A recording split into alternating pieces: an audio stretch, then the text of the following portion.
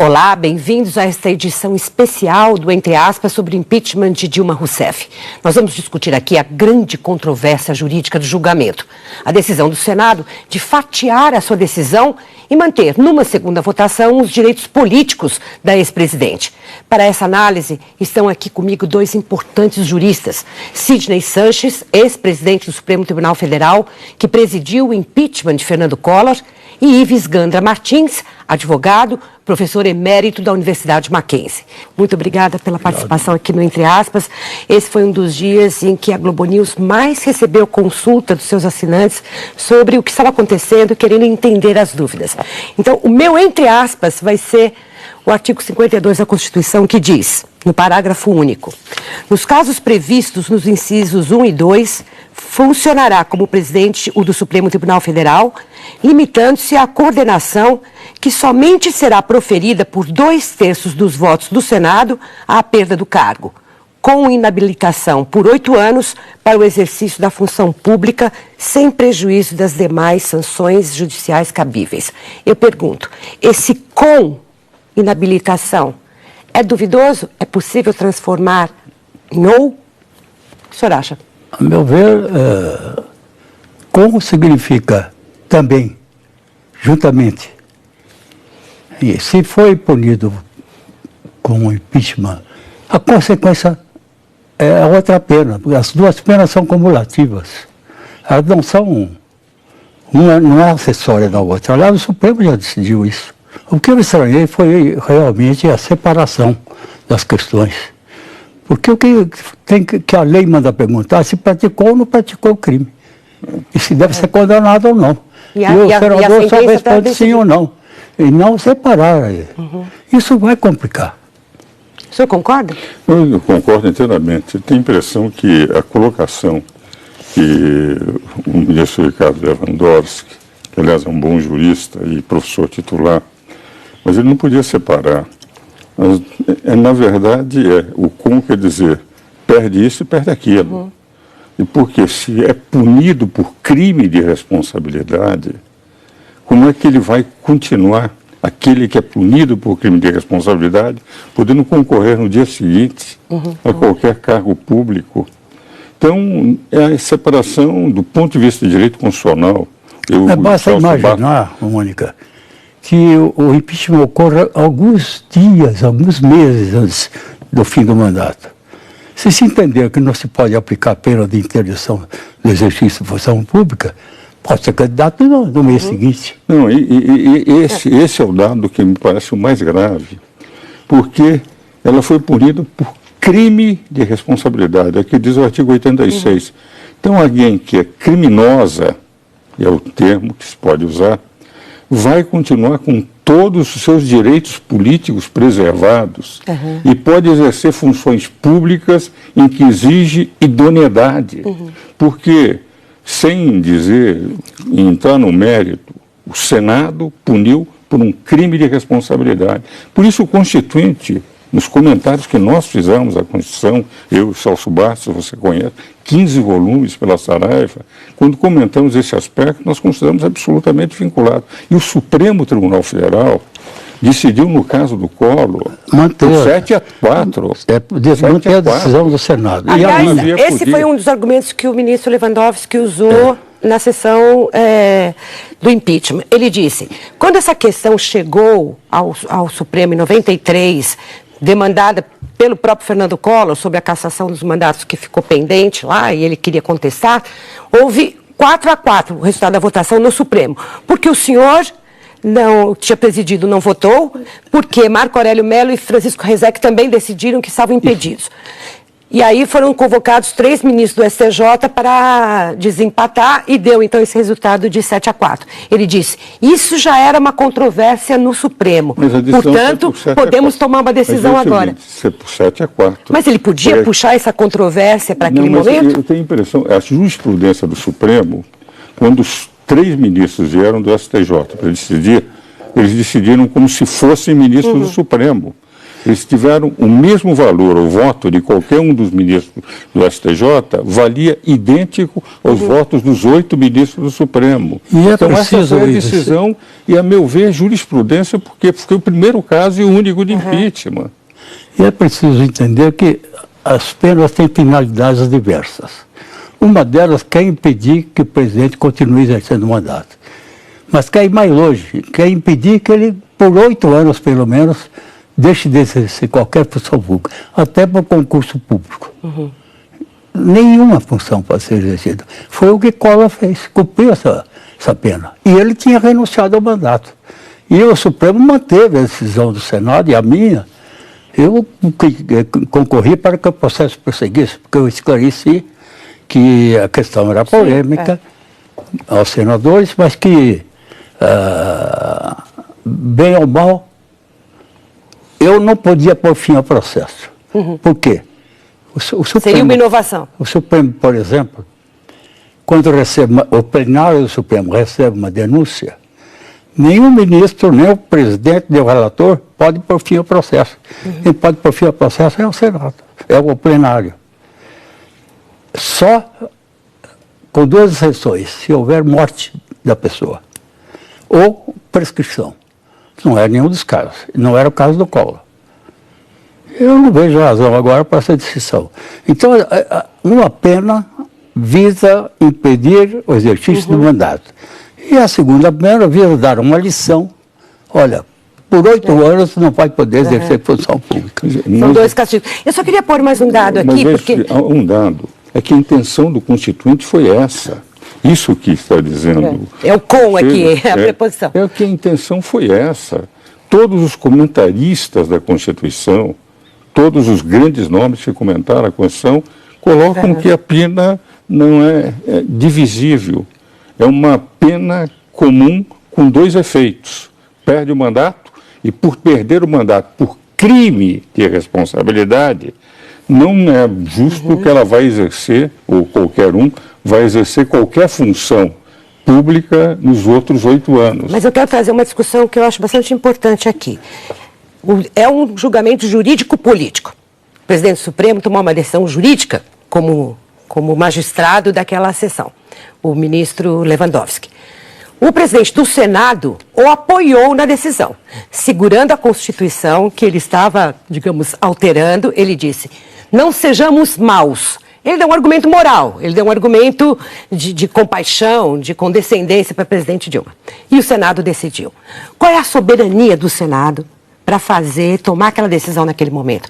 Ela é final ou ela cabe recurso? Aí é uma controvérsia. Por exemplo, a lei diz que compete privativamente ao Senado o processo de julgamento do presidente da República no processo de impeachment. Mas a Constituição também diz que cabe ao Supremo Tribunal a guarda da Constituição. E outro artigo diz que o processo de impeachment caberá aos crimes de responsabilidade. Então a pergunta, pode o Supremo dizer se em tese, o que se imputa na denúncia é um crime de responsabilidade? Aqueles fatos, como narrados, caracterizam um crime de responsabilidade? Essa é uma questão. Se puder, não interfere de certa forma no mérito, porque é o Senado que deve saber se houve crime de responsabilidade ou não. E também não tem o Senado o direito de saber da sua competência. E mais, no caso, até agora o Supremo não levantou a incompetência do Senado sobre isso. Não, ao contrário. Referendo... Até preparou um roteiro para o julgamento. Então me parece que, diante disso, a possibilidade de o Supremo interferir na decisão do Senado é bem relativa. Porque o que aconteceu foi que o PSDB e o DEM imediatamente disseram, nós vamos recorrer. Depois, ao longo do dia, eles recuaram dessa decisão, com o temor de que o Supremo pudesse vir, por exemplo, anular toda a votação, toda a sessão. E entrar também na questão maior do julgamento. Haveria esse risco de acontecer? O que o senhor aconselharia? Eu não haveria esse risco de acontecer. Não? Eu acho, evidentemente, que o Supremo vai examinar a questão, se houver recursos, também analisando o aspecto político de uma decisão como essa. Agora, é um aspecto que eu gostaria de abordar, Mônica, é o seguinte: na verdade, houve um colegiado que decidiu um crime de responsabilidade. A lei de responsabilidade de ficha limpa diz para as decisões de colegiados que o cidadão fique incapacitado para concorrer a qualquer eleição durante 8 anos ou durante um determinado período. Agora, na verdade, houve um crime de responsabilidade, uma decisão do Senado em que ele resolveu permitir que ela continuasse em função pública, mas essa função poderia ser para casos comissionados ou concursos públicos, mas não para eleição. Embora a lei não fale em presidente concretamente, pelo fato de que é um projeto, mas o princípio é de que todas as decisões colegiadas de crimes tornam o cidadão, porque seria até uma incoerência. Diz o presidente tem um privilégio de poder ser criminoso e concorrer. E todos os outros cidadãos brasileiros já estivesse garantido que a cassação não garantiria. Então, acho que é uma outra leitura, que é a leitura seguinte. Realmente, ela pode exercer funções públicas, ou comissionadas, ou pode ser até ministra, ou de concursos públicos, mas não eleitorais, porque daí o princípio geral da lei de ficha limpa.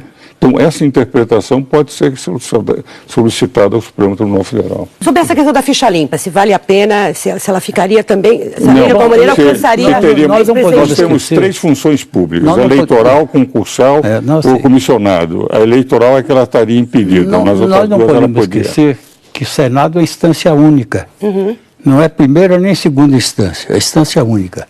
E não cabe recurso de decisão do Senado para o Supremo, o que significa que ele não está subordinado ao Supremo. Pode caber mandado de segurança, por exemplo, para impugnar atos que tenham sido praticados no processo, que lesem o direito de ampla defesa e do contraditório, por exemplo. Mas, o advogado de defesa, José Eduardo Cardoso, ex-ministro da Justiça, ele anunciou hoje também que vai entrar no Supremo com a denúncia contra várias irregularidades processuais, segundo ele, problemas com o direito de defesa e também com relação ao mérito, ao crime de responsabilidade. O Supremo vai, digamos, conhecer dessa ação? Com relação ao mérito, não. Aí não vejo nenhuma possibilidade. E é por isso que eu digo que mesmo com relação à pena, o Supremo vai examinar se a pena podia ser imposta ou não devia ser imposta. Mas ele não examinou no caso do Collor? Ele não examina a matéria processual com as garantias constitucionais, mas o mérito, porque pena que é fixada pelo direito penal, que é material. Então, saber se pode aplicar a pena ou não é uma questão de direito material. Se é de direito material, tem a ver com mérito. O problema é saber se o Supremo está disposto a enfrentar a seguinte questão. Eu acho que politicamente se decidiu pela aplicação da cassação do mandato. E politicamente se encontrou uma solução para não causar um mal maior. Admitiu-se que ela continue com seus direitos políticos. Agora, o Supremo vai se envolver nisso? O palpite do senhor é que não. Eu acho até dos males, o menor é esse que aconteceu hoje. Não estou dizendo que juridicamente está certo. Mas politicamente talvez seja. Para o país, não estou pensando na presidente, nem no Senado. Estou pensando no país.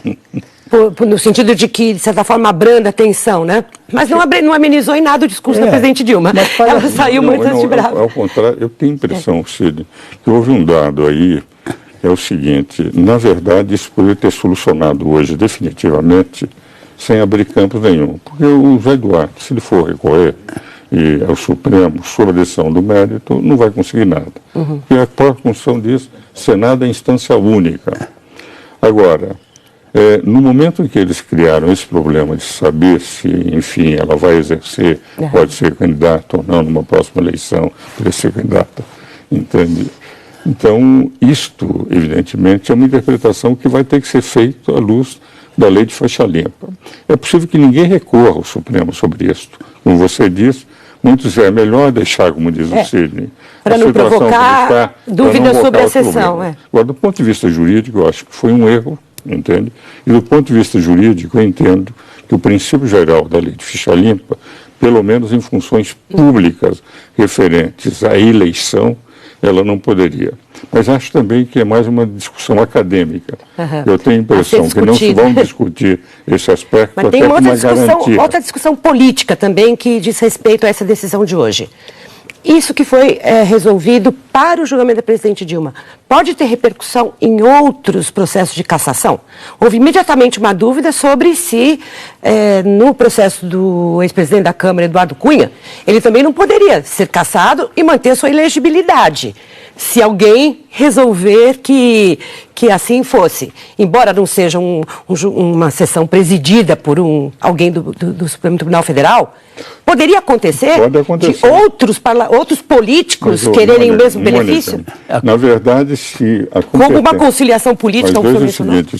Se a competência para julgar um deputado, porque eu acho que também o Supremo errou nesse ponto, hein?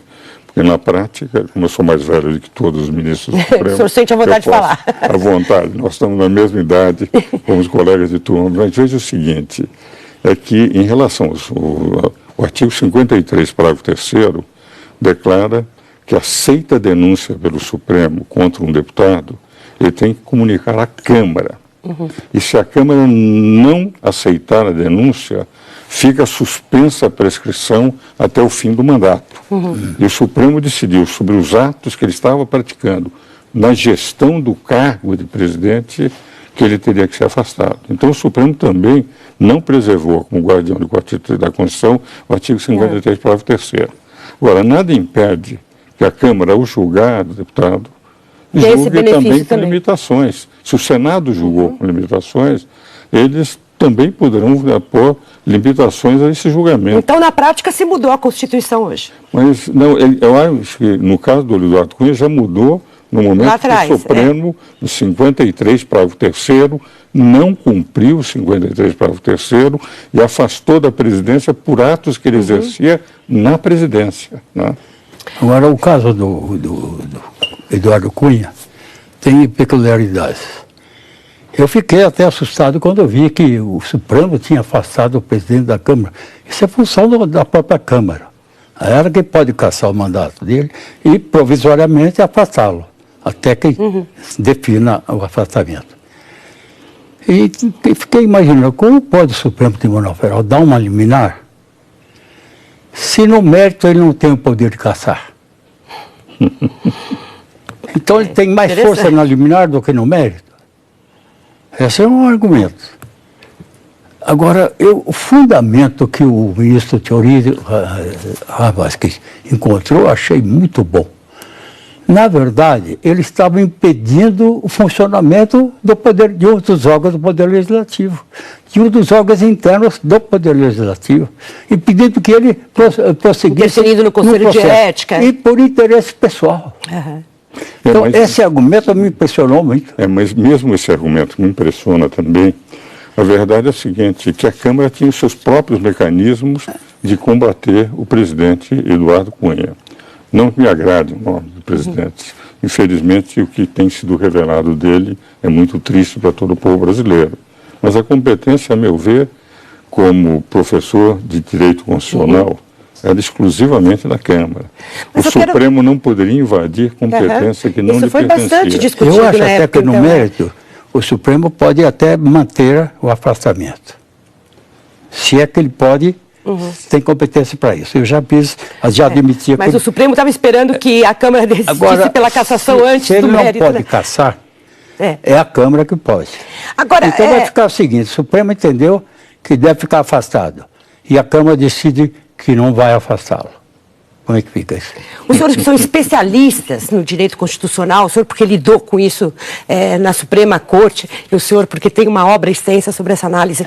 Eu pergunto, esses casos em que a política vem interferindo diretamente em decisões do Supremo, e a decisão do Supremo diretamente dentro do Poder Legislativo, isso significa o quê para a nossa República e para a nossa democracia? Eu não posso deixar de fazer essa pergunta num dia tão dramático como hoje, mas essa resposta vai ser dada daqui a pouquinho, depois do intervalo.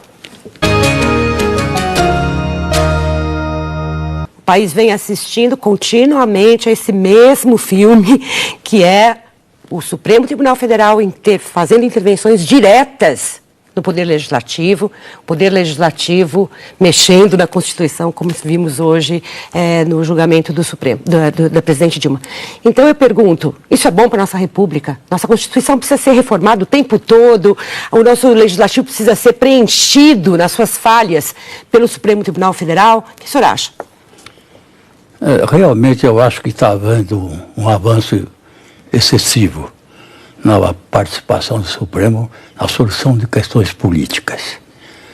Até porque ele não tem autoridade constitucional para isso. Sabemos que é um tribunal político. Mas também. o fato é o seguinte, que ele é super procurado pelos dois poderes, dois outros poderes, quando querem resolver uma questão política.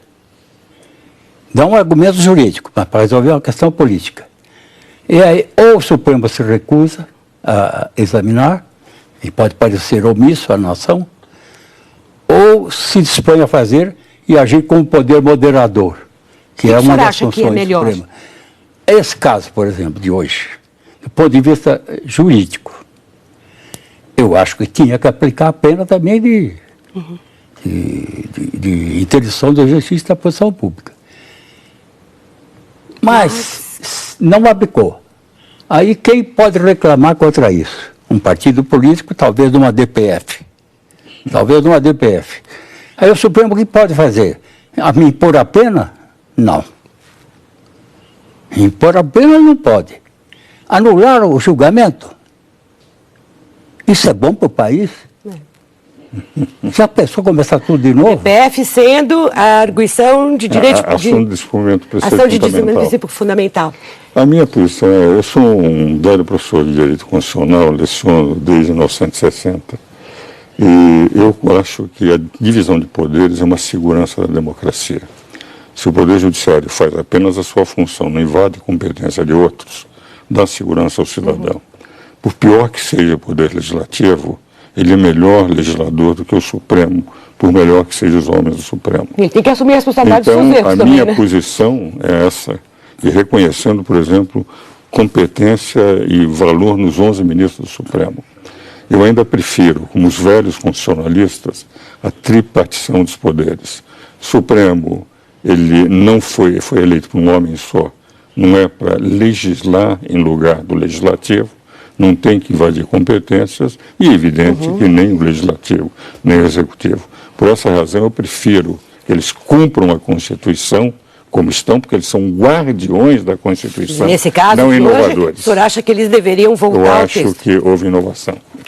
Muito obrigada pelos esclarecimentos tão generosamente que os senhores vieram fazer aqui ao Entre Aspas. Ministro Sidney Sanches, professor Ives Gandra, fico muito agradecida e acho que você também, não é, assinante?